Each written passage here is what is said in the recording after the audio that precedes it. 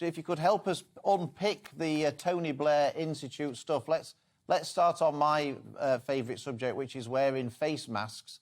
Is there any evidence at all that the compulsory wearing of face masks by the public either saves the NHS, saves lives, or makes any material difference at all?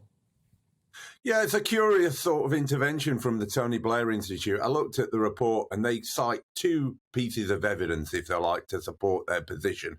We're going to save the whole of the NHS by everybody wearing a mask on public transport. That seems to be the case. And what they're looking at is they cite an editorial, which is an opinion about observational research, which is low quality evidence. And then second is they refer to Germany and say, well, Germany is now going to thinking of having a mask mandate, therefore we should follow Germany. And it's interesting what the German minister says. He says the evidence is indisputable. Well, when I ever meet anybody who says evidence is indisputable about an intervention, that sets off my alarm bells because they're not looking at the evidence. It becomes a belief system. I think if we look at it across the world, we've tried mask mandates. Germany tried FFP2 masks. Actually, what they do is they have not changed the course and nature of what's happened next. So I think if we're going to really think seriously about the problems in the NHS, we can't outsource it to the Tony Blair Institute, and we certainly can't say it's going to be fixed with a mask mandate on public transport. And then, you know, this 3 months to save the NHS, not 24 hours. We've heard this one. We've now got 3 months to save the NHS. And I now think they're saying, you know, the vaccine, cold and, you know, flu and COVID for over 18s. Is that right?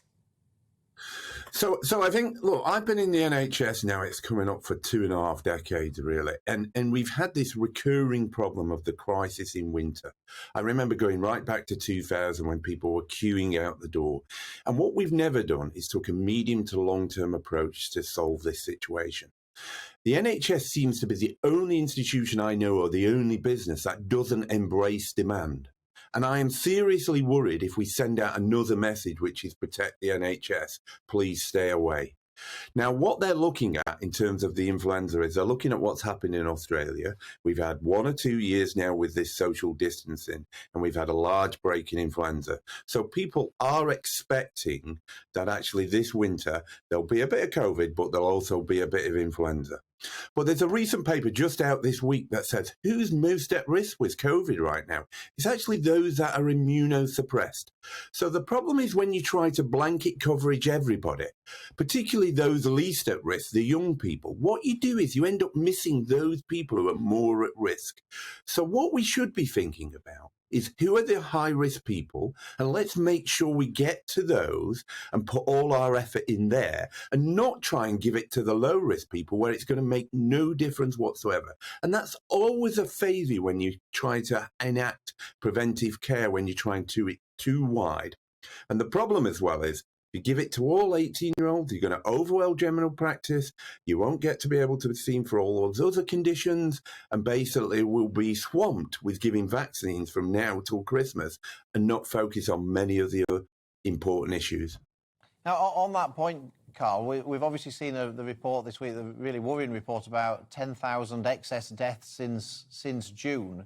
And many people have put that down to some of the response to the COVID pandemic. What's your reading of the reason for these high numbers of excess deaths in the last couple of months?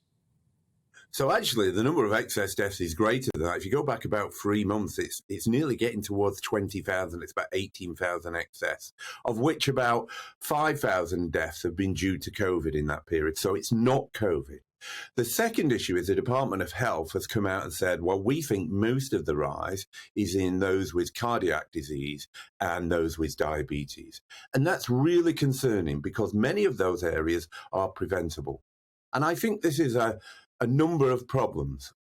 Prevention has been poor throughout the pandemic because of the restrictions. We know there's been a significant number of people not coming forward.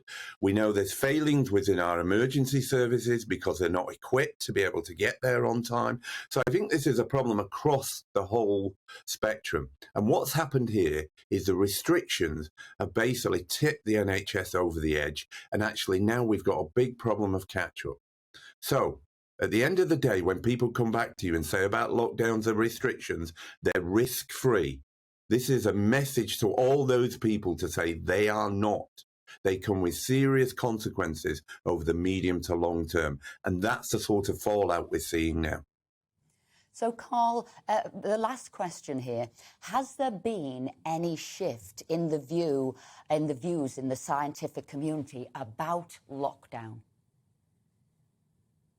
I think there's been more of a shift in the public than there has been in the scientific community. I think what we've seen is those people who set out the scientific positions for lockdown are having difficulty shifting their opinion, because to do that, they'd have to say they were wrong.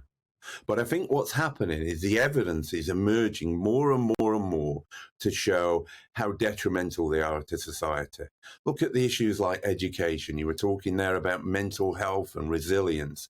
It's impacting on our health system, the economy, wide-ranging problems. So I think the public is now looking at it differently. But I think the problem here is that right now, nobody's talking up. You said about your last person said about nobody's talking up the good news, that actually cases are down, hospitalizations are down, and actually nobody's talking about COVID.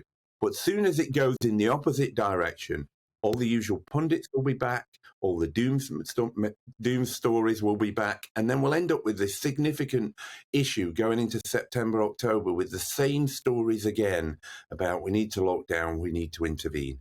I think this time round, though, everybody knows the economy cannot tolerate another lockdown, and neither can many of the systems like education and our health system.